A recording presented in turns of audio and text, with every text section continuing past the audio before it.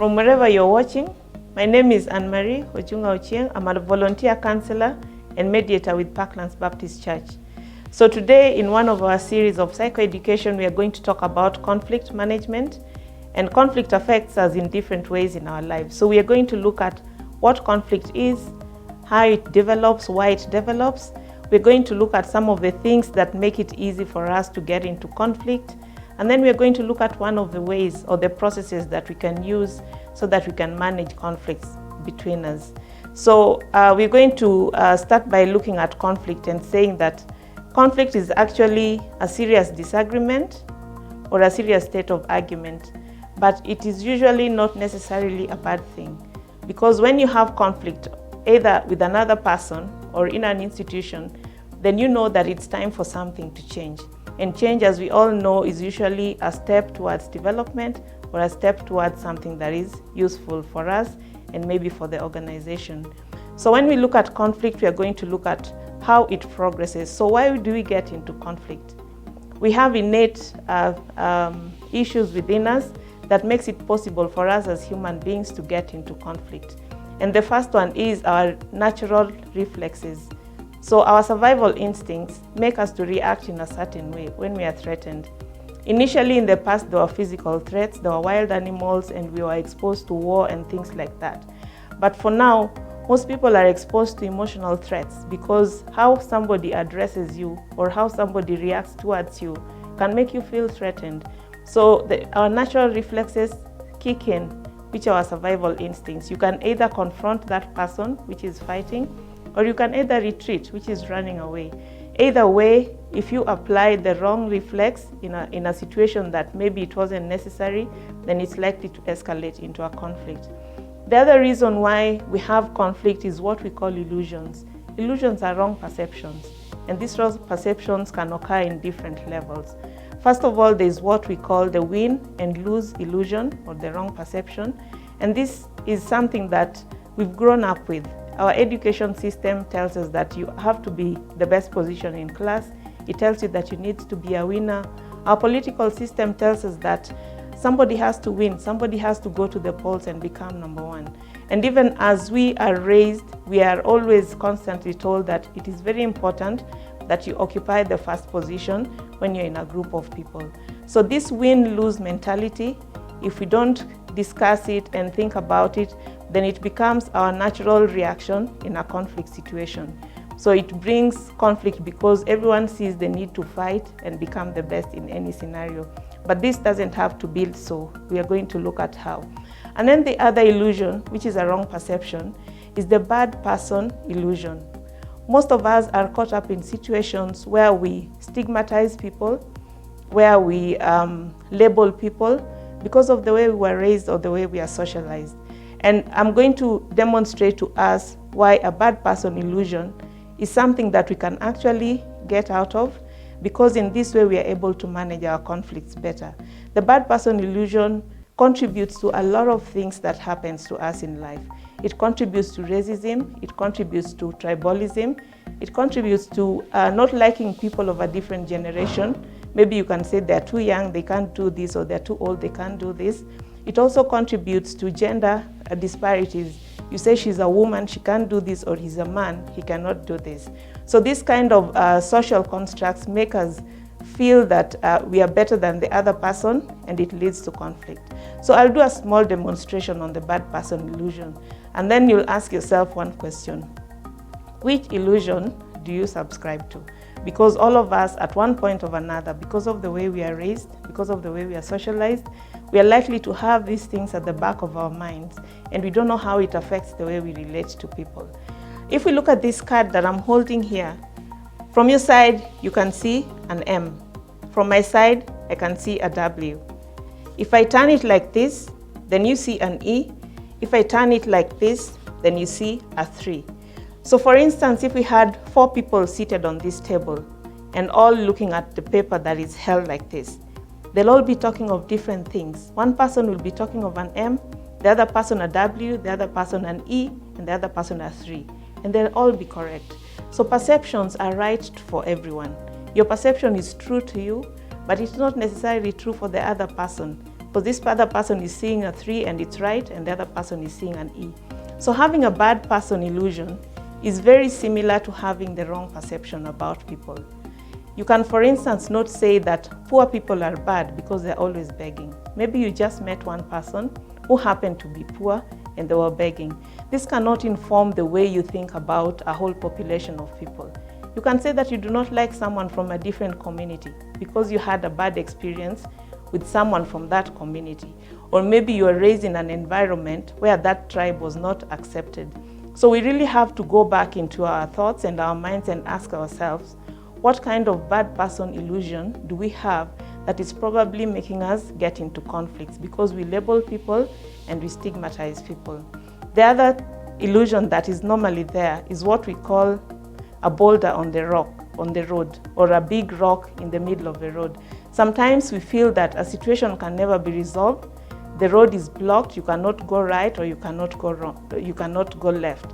So you're stuck because you feel that going to the other side will take a lot of energy. And that is what we call irreconcilable differences. So when we look at these things, they're all things that come with our personalities, the way we were nurtured, the way we were raised, and the things that we saw growing up. So it means that they can be changed. If we learned them, we can easily unlearn them and learn better behavior of how to perceive people, to perceive situations, and then to move on. And then looking at how these situations manifest themselves, we'd find that it's very difficult to move forward if you already have a very strong opinion about something. And this will take us to the next level of what we are going to discuss. Like, how do conflicts cost us? Like I say that conflict is not necessarily a bad thing if it's managed properly, because it's just a reminder that something needs to change.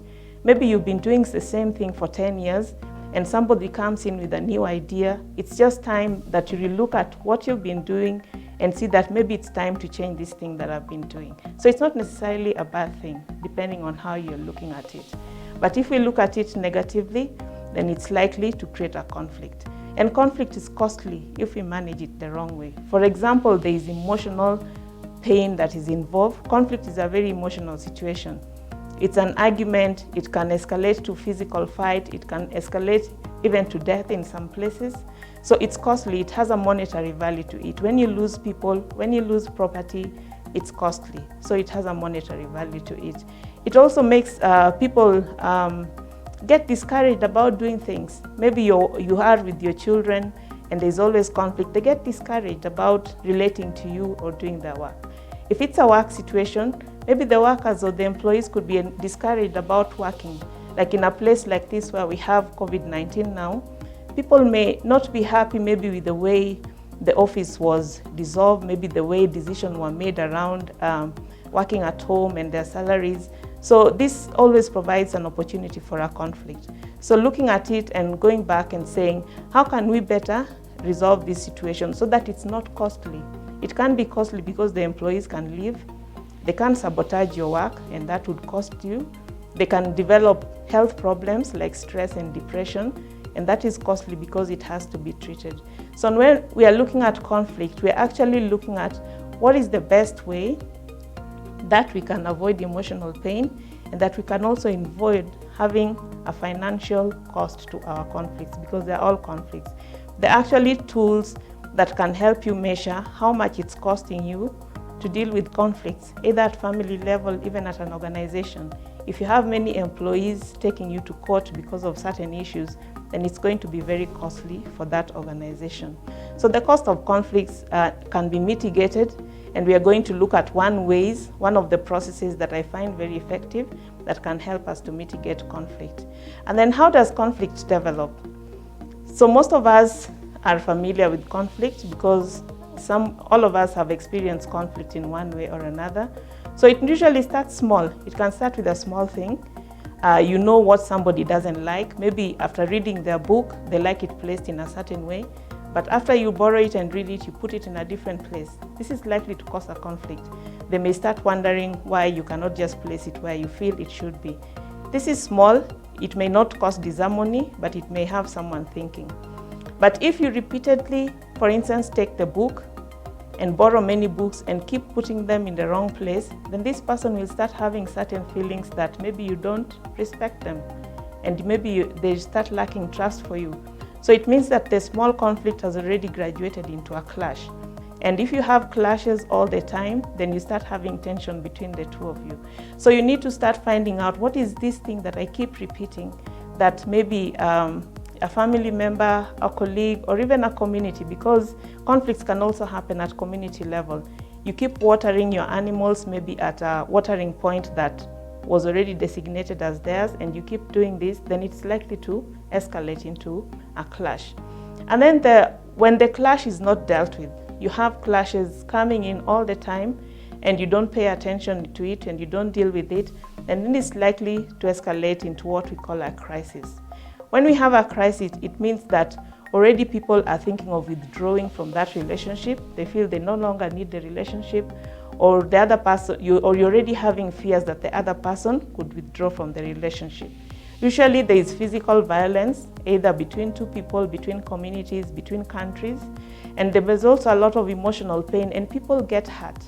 The people who get hurt, like if it's a war situation, maybe women and children and young people would get hurt in the process because people are dying. The normal social structure has been destroyed, and so there is pain to it as well. So when clashes are not dealt with, then you find that you escalate to crisis, which now is very difficult. So we are going to look at one way in which we can resolve the conflicts. And one of the ways that I believe would work well is mediation. So mediation is simply an intervention that helps us to deal with conflict in a way that interpersonal relationship is maintained, or relationship between communities and countries or companies are maintained. When you mediate, you can only mediate things that affect the interpersonal relationship and not criminal matters. Criminal matters are taken to court. There's a legal process that deals with it. So when we look at mediation, we are looking at it from a perspective of things that maybe do not deserve to be in a court system, because they cause pain, they cause a lot of delay, they are very costly in terms of finances, and they can be dealt with in a different way. So why should we mediate? When we look at mediation, we are looking at it as a voluntary process.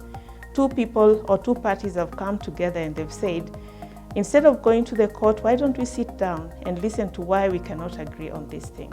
And then you settle on it. It is not as costly as the court process, as litigation. You don't need to hire lawyers to get through the whole process, though you may have lawyers sitting in a mediation just to listen and help you out. Again, with the mediation, it's a voluntary process. I've already talked about that. And it's a process that aims at win-win situation. Remember, I said one of the wrong reflexes that lead to a conflict is when we are looking at a win and lose situation. In most of the litigation or the court processes, you'll have one party winning and the other party losing. Usually this will cause long-term effect. They'll have a lot of emotional pains. They may not be able to restore that relationship. But when you look at mediation, we are looking at win-win, because we are looking at the issues that are making these people not to agree on something. We are looking at the emotional issues. We're allowing people to vent out their emotions, and this means that it's a process that people are allowed to get creative. You can get creative about resolving your problems. You can give suggestions that why don't we do this and see if it can work for us.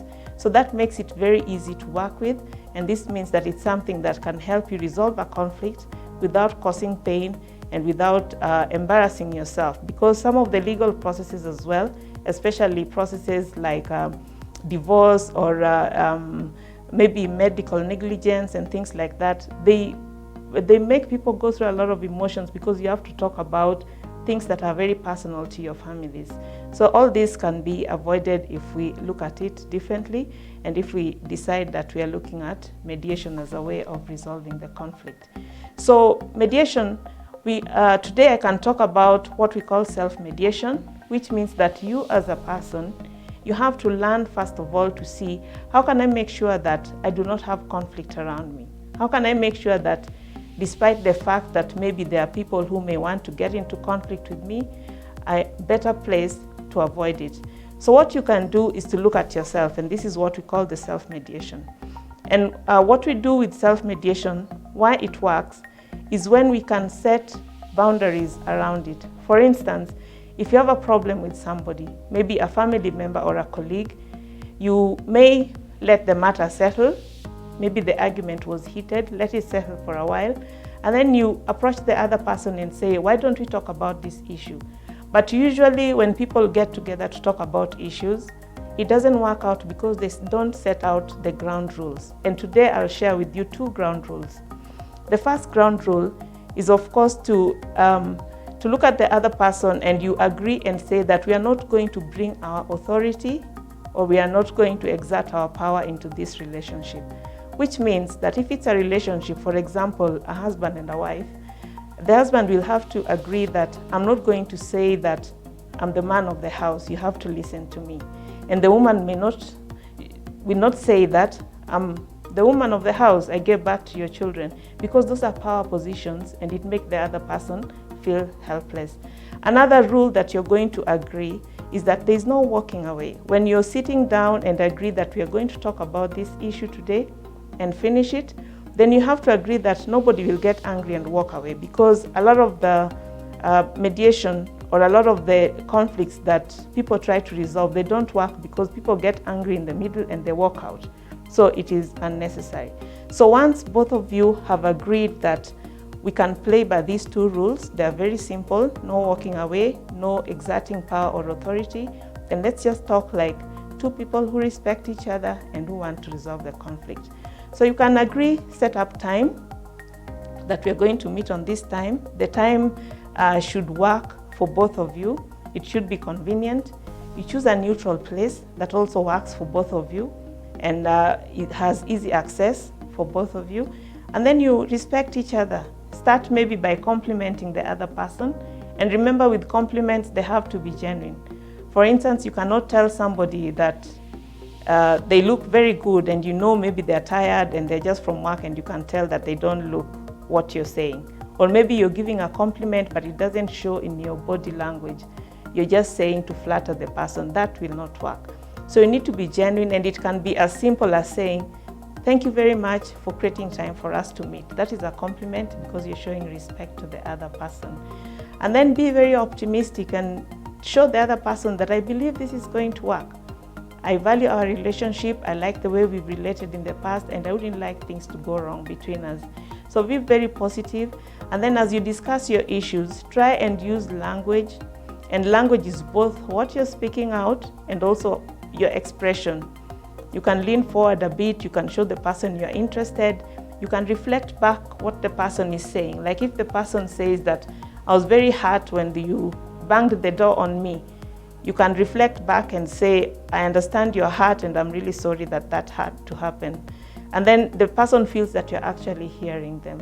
And then you work towards it, and it may not be one meeting, you may meet one, maybe discuss one issue, because most relationships, especially intimate relationships, it's not usually just one issue that is coming up. You may discover that during this meeting, other issues keep coming up and they keep interfering. So you may decide to start with one issue that maybe brought you to the table. And then you just develop a system of handling conflict. Once you get into this pattern, then it means that you've already mastered the art of how you can manage conflict as a person, and you've also taught the other person how they can manage conflict.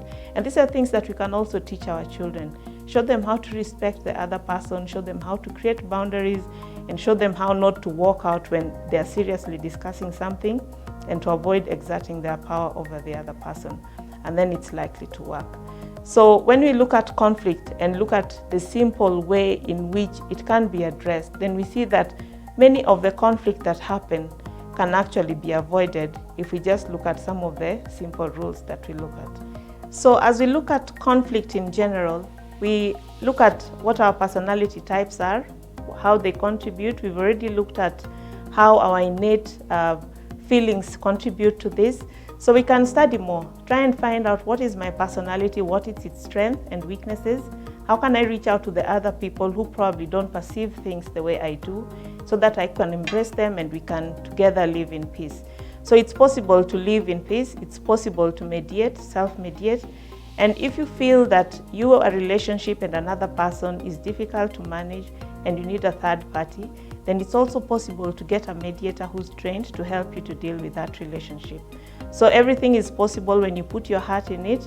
And I know with the peace that God gave us, it's possible to pass on love to everyone and look at it from a position of love and make sure that everyone is feeling safe in this world. Thank you, and I look forward to the next session.